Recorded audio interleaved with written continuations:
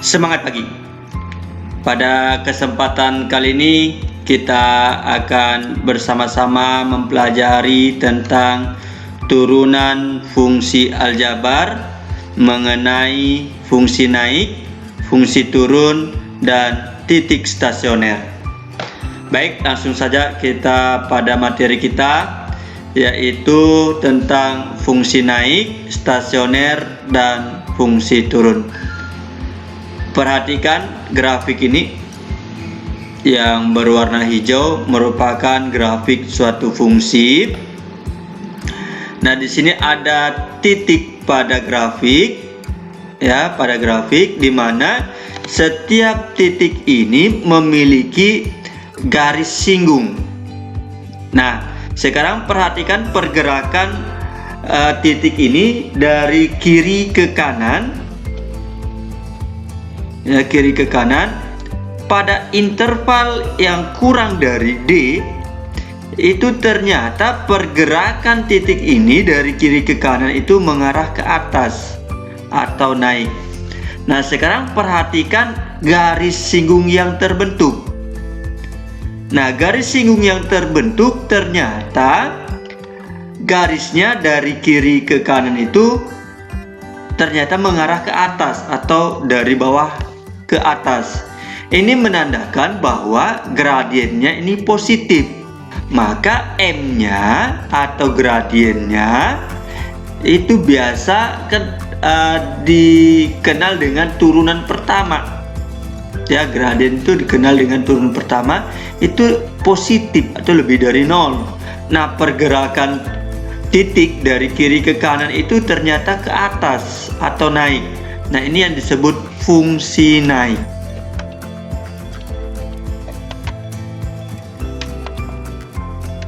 Nah, sekarang perhatikan pergerakan ini antara B dengan E. Ternyata pergerakan titik ini dari kiri ke kanan itu ternyata mengarah ke bawah. Nah, sekarang perhatikan garis singgung yang terbentuk. Garis yang terbentuk itu dari kiri ke kanannya itu mengarah dari atas ke bawah. Artinya gradiennya atau turunan pertama X-nya itu adalah kurang dari 0. Nah, inilah yang disebut fungsi turun. Kenapa fungsi turun? Ini ternyata mengarah ke bawah atau turun. Yang disebut fungsi turun.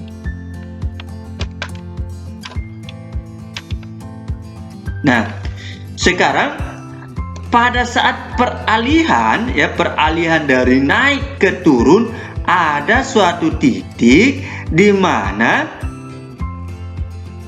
garis singgung yang terbentuk itu sama dengan 0 gradiennya. Gradien garis singgung ini. Nah, inilah yang disebut stasioner. Sama dengan 0. Ini yang disebut stasioner. Tuh. Baik, kita lanjutkan untuk kesimpulan pembahasan kita ini, yaitu misalkan fx continue pada interval I. Fungsi fx dikatakan yang pertama ini monoton naik pada interval I jika f aksen x-nya itu lebih dari 0 untuk setiap x pada I. Jadi tadi ketika pergerakan titik itu menghasilkan garis singgung yang bergradien positif, itu menandakan bahwa dia fungsi naik. Jadi sepanjang interval itu dia naik, maka itu disebut monoton naik. Yang kedua, monoton turun pada interval I jika f aksen x atau turunan pertama atau gradiennya itu negatif kurang dari 0 untuk setiap x pada interval I.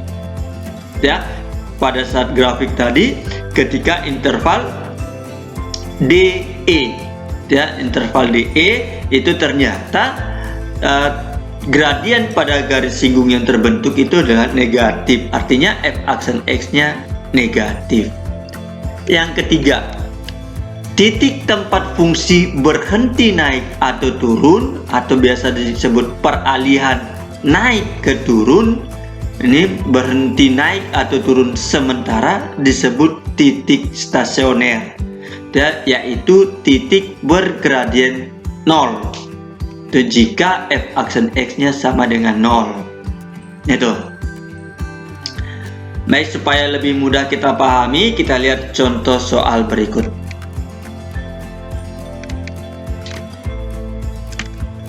Tentukan interval nilai x yang memenuhi agar grafik fungsi f(x) sama dengan 2x pangkat 3 kurang 3x kuadrat kurang 12x tambah 7 naik, turun, dan tentukan pula titik stasionernya.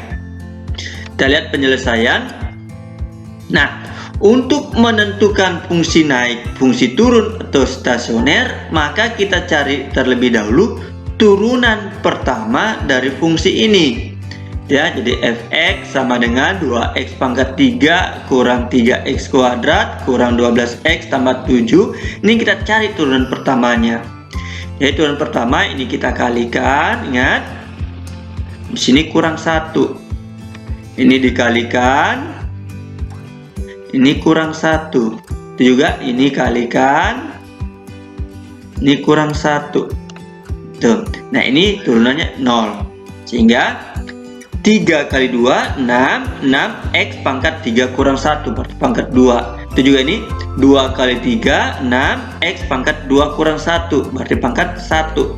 Ini 1 kali 12 itu 12, x pangkat 1 kurang 1 ya 0 berarti 12. Berarti turunannya itu adalah 6x kuadrat kurang 6x kurang 12.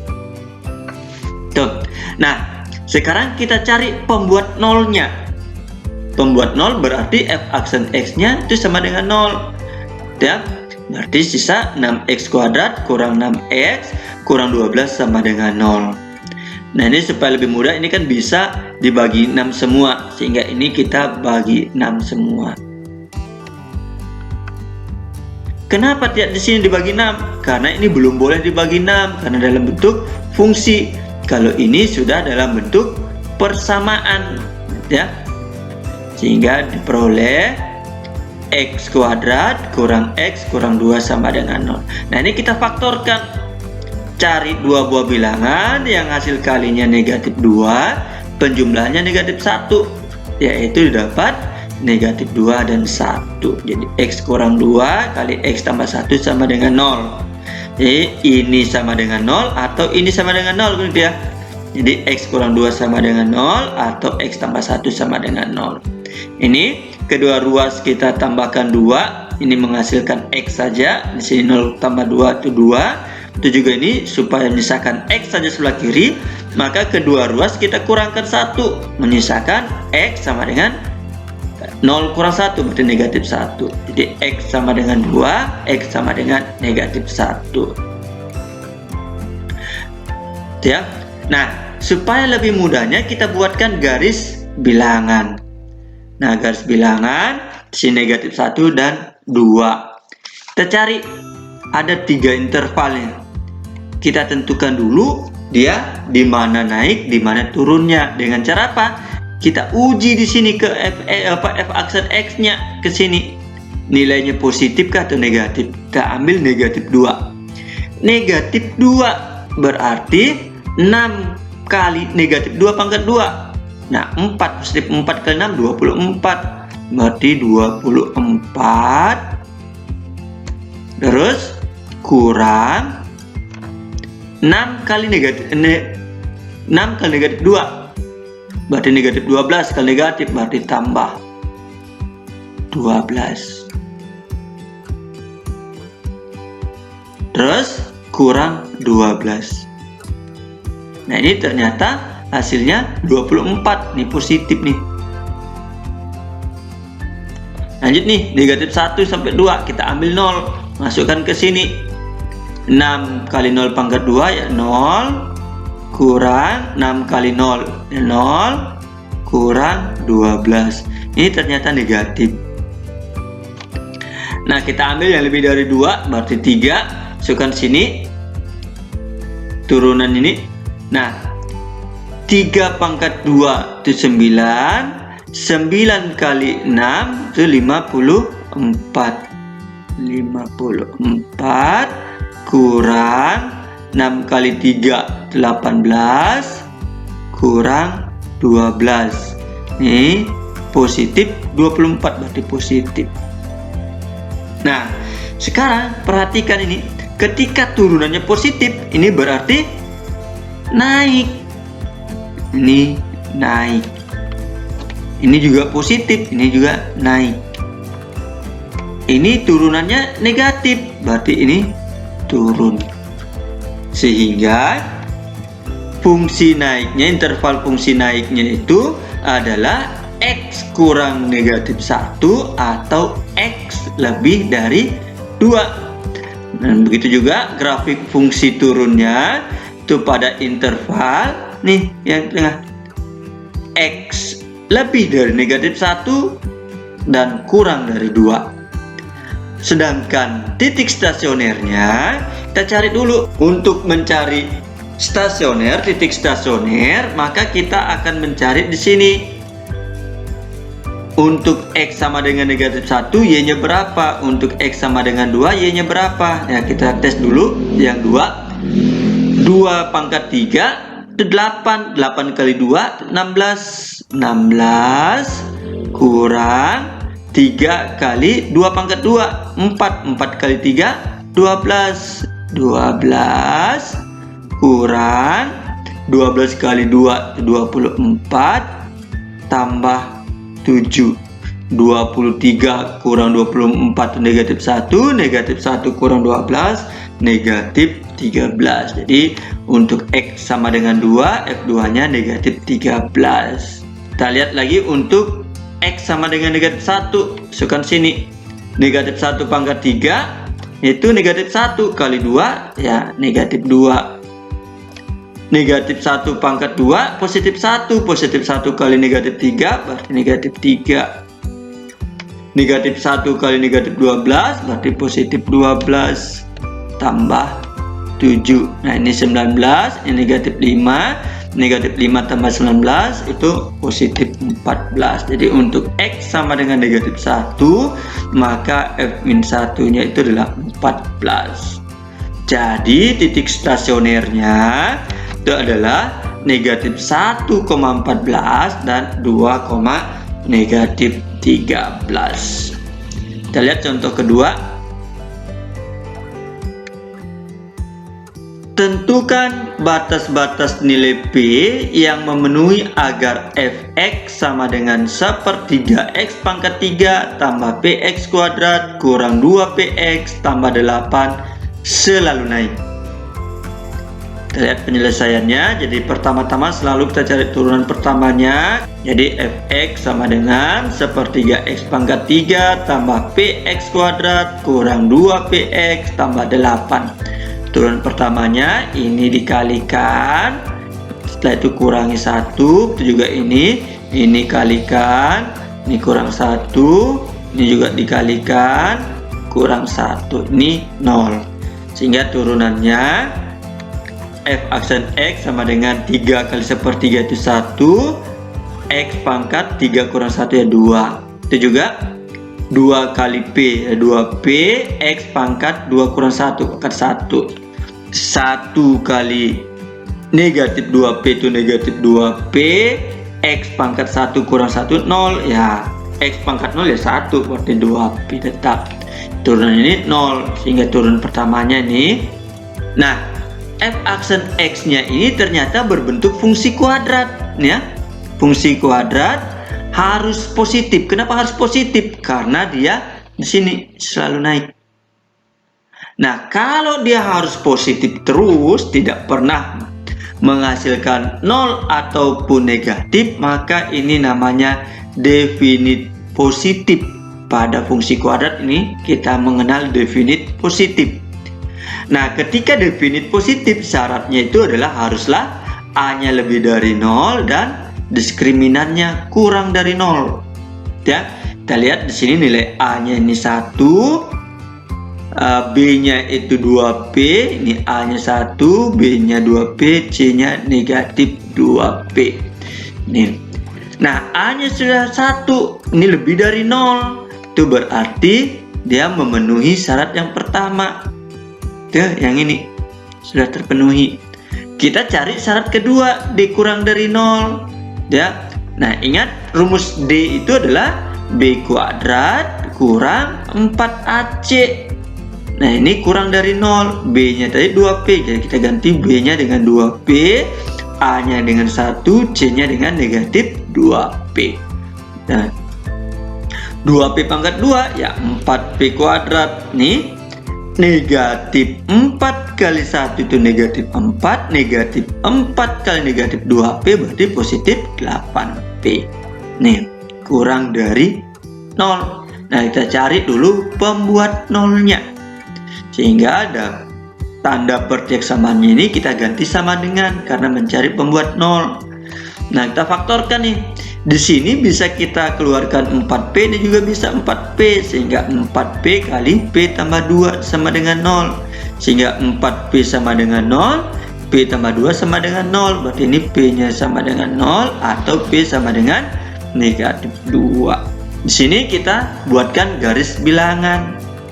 Negatif 2 dan 0. Kita uji untuk negatif 3, kita masukkan ke nih, negatif 3 berarti negatif 3 pangkat 2 itu 9 kali 4 36, terus 8 kali negatif 3 berarti negatif 24. Ini positif. Kita ambil nih negatif 2 sampai 0 berarti negatif 1. Negatif 1 pangkat 2 itu positif 1. Positif 1 kali 4 itu 4. Tambah 8 kali negatif 1. Berarti 4 kurang 8. Itu negatif. Yang lebih dari 0 kita ambil 1. 1 pangkat 2 itu 1. 1 kali 4 4. 8 kali 1 itu 8. 4 tambah 8 12. 4 tambah 8 plus 12, ini berarti positif. Nah, kita lihat di sini D-nya haruslah kurang dari 0. Berarti kita ambil yang ini. Sehingga batas nilai P agar fungsi ini selalu naik itu adalah X lebih dari negatif 2 dan kurang dari 0. Ya. Nah, itu pembahasan contoh soal kedua.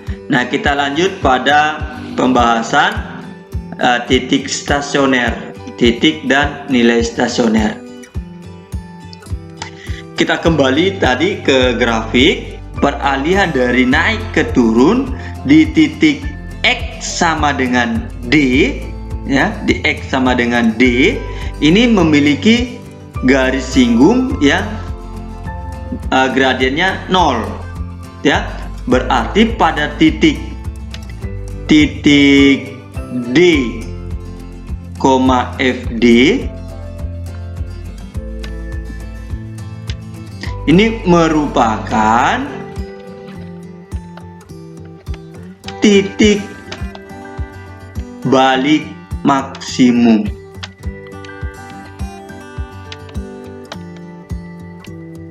Dan nilai dari FD ini dan FD ini merupakan nilai balik maksimumnya.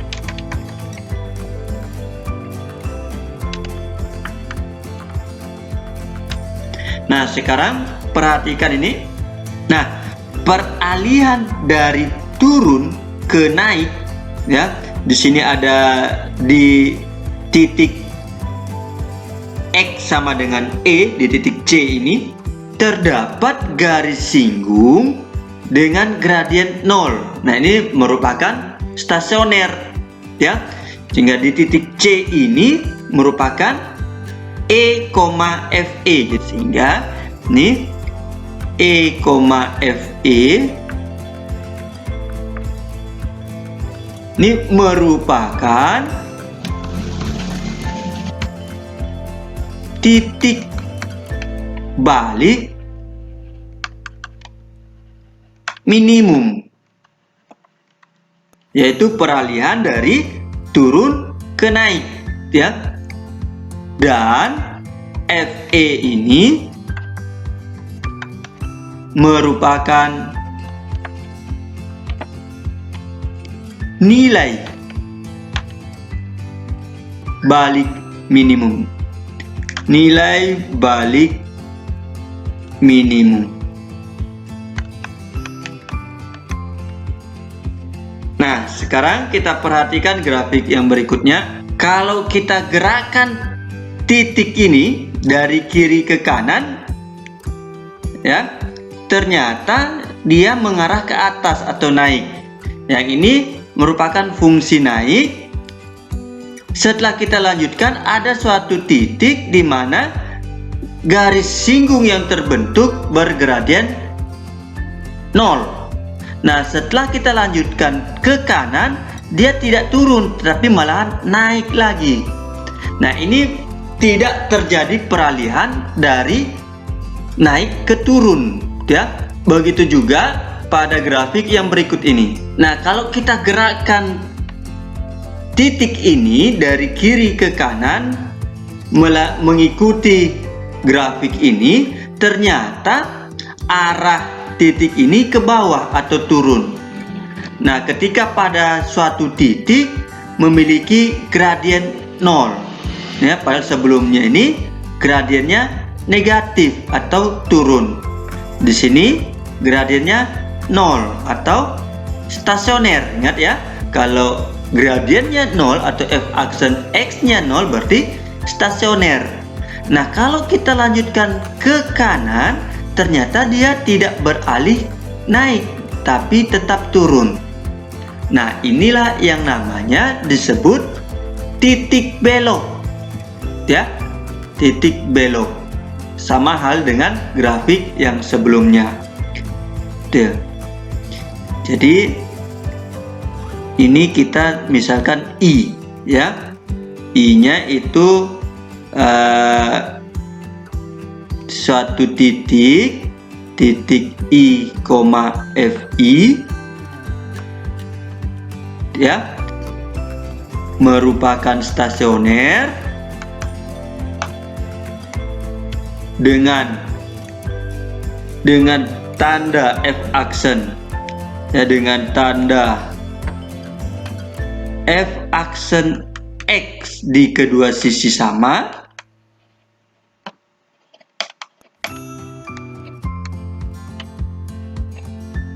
maka IFI ini disebut titik belok. Dan FI disebut nilai belok.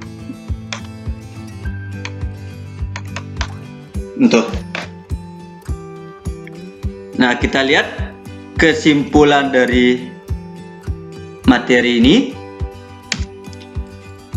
Misalkan fx kontinu pada interval x lebih dari sama dengan A dan kurang dari itu sama dengan B, memuat stasioner C, FC, maka jenis titik dan nilai stasionernya ditentukan dengan cara yang pertama, uji turunan pertama, yaitu jika naik pada X kurang dari C dan turun untuk X lebih dari C, maka CFC-nya merupakan titik balik maksimum dan FC adalah nilai balik maksimum. Ya, jadi tadi peralihan dari naik ke turun, ya, itu merupakan titik balik maksimum. Yang kedua, Jika turun pada X kurang dari C dan naik untuk X lebih dari C, maka titik C, FC ini merupakan titik balik minimum. Dan FC itu adalah nilai balik minimum. Jadi ketika peralihan turun ke naik, ya, itu merupakan titik balik minimum. Yang ketiga, jika f aksen X bertanda sama pada kedua belah sisi C, maka C, FC itu merupakan titik belok dengan FC adalah nilai belok. Nah, ini dapat kita tentukan dengan uji turunan pertama. Ada juga kita menentukan jenis titik dan nilai stasionernya dengan cara kedua, yaitu uji turunan kedua. Ya. Nah, jika turunan kedua C-nya itu kurang dari 0, maka C, FC ini merupakan titik balik maksimum dan FC adalah nilai balik maksimum. Ya, jadi ingat, ketika di sini kurang, maka ini merupakan titik balik maksimum. Ya, hati-hati. Yang kedua, jika turunan kedua FC-nya itu lebih dari 0 atau positif, maka titik C, FC ini merupakan titik balik minimum dan FC-nya ini adalah nilai balik minimum. Ya. Nah, uji turun kedua ini tidak semuanya dapat berhasil, ya. Jadi tidak semua bisa kita gunakan uji turun kedua. Misalnya nih fungsi ini, karena turun keduanya 0 juga, sama dengan 0, ya, untuk F0-nya. Nah, di sini tidak ada sama dengan 0, ya, maka tidak semua uji turun kedua itu dapat berhasil. Nah, supaya lebih mudah kita pahami, kita lihat contoh berikutnya. Contoh, tentukan nilai dan jenis stasioner dari fx sama dengan negatif 2x pangkat 3 tambah 3x kuadrat. Kita lihat penyelesaian. Kita lihat cara pertama, yaitu uji turunan pertama. Jadi ini kita turunkan dulu, berarti fx ini dulu kita tulis, fx sama dengan negatif 2x pangkat 3 tambah 3x kuadrat. Berarti turunannya ini berarti negatif 6x pangkat 2 tambah 6x, ya. Ingat syarat stasioner tadi adalah f aksen x-nya sama dengan 0, ya. Maka f aksen x ini kita ganti dengan 0, berarti menyisakan negatif 6x kuadrat tambah 6x sama dengan 0. Nah, ini kita faktorkan, sama-sama bisa difaktorkan menjadi keluar negatif 6x. Berarti negatif 6x ini bahagi 6, negatif 6x menghasilkan positif x, ini dibahagi negatif 6x itu menghasilkan negatif 1. Berarti ini sama dengan 0, ini juga sama dengan 0, ya, hingga menghasilkan x-nya sama dengan 0 atau x-nya sama dengan 1. Nah, ini kita buatkan garis bilangan, ya. Nah, kita uji ke sini,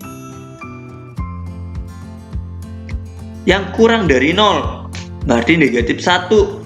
Masukkan sini negatif 1 pangkat 2, 1 kali negatif 6 ya negatif 6, negatif 1 kali 6 berarti negatif 6, berarti kurang 6, ini negatif.